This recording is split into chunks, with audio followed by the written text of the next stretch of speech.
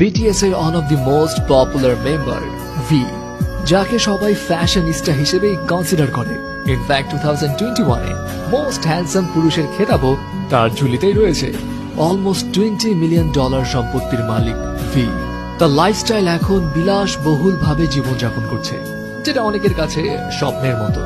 In fact V এর কাছেও একটা সময় তার এই লাইফস্টাইলটা স্বপ্নের মতোই ছিল, কারণ ভি যেই ফ্যামিলি ব্যাকগ্রাউন্ড থেকে উঠে এসছে সেখানে এমন বিলাসবহুল লাইফস্টাইলের কথা আসলেই কেউ ভাবে না।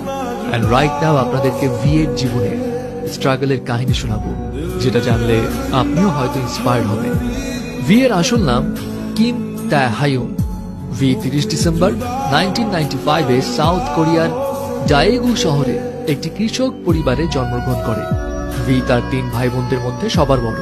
তার পরিবারের ফিনান্সিয়াল অবস্থা খারাপ হওয়ার কারণে ভি এর বাবা মা দুজনেই কৃষিকাজ করতেন। দ্যাটস ওয়াই ভি এর সঙ্গে তাদের খুব বেশি সময় কাটানোর সুযোগ হতো না, এবং ভি কিন্তু এই কারণে ছোটবেলা থেকেই তার দাদির কাছেই বড় হয়েছিল। ভি এক ইন্টারভিউতে জানিয়েছিল তার দাদি তাকে 14 বছর ধরে লালন পালন করেছে, এবং তার দাদি তার অনেক কাছের একজন মানুষ ছিলেন। এনিওয়ে, কৃষক পরিবারে বেড়ে ওঠায় ভি এর ছোটবেলায় কোনো বড় স্বপ্ন তো ছিল না। সে খুব ছোট থেকে ধরেই নিয়েছিল বড় হয়ে সে তার বাবার মতোই কৃষক হবে। বাট ভি এর এই চিন্তা ভাবনা টোটালি পাল্টে যায় যখন ভি তার বাবার ইন্সপিরেশনে স্যাক্সোফোন বাজানো শেখা শুরু করে।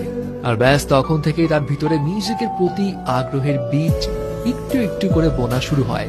কিন্তু এখানে একটা কথা আছে, ভি তার বাবার ইন্সপিরেশনে মিউজিকে হাতে খড়ি পেলেও তার বাবা মায়ের কড়া ইনস্ট্রাকশন ছিল মিউজিক নিয়ে ক্যারিয়ার পার্সু করা যাবে না।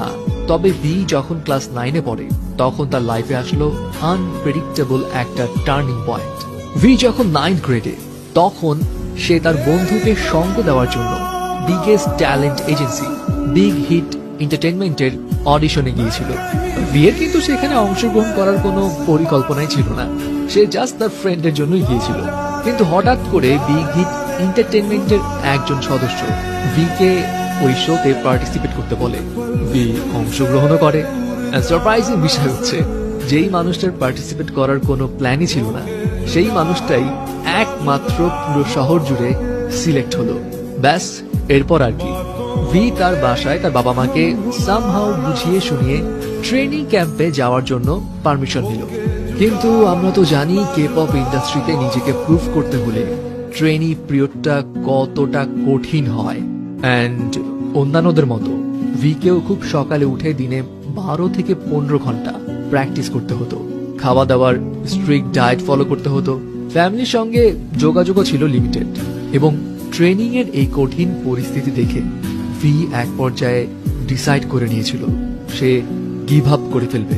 ভি এক ইন্টারভিউতে জানিয়েছিল সে তার বাবাকে এক রাতে কল করে কান্নাকাটি করেছিল এবং জানিয়েছিল সে ফিরে আসতে চায়।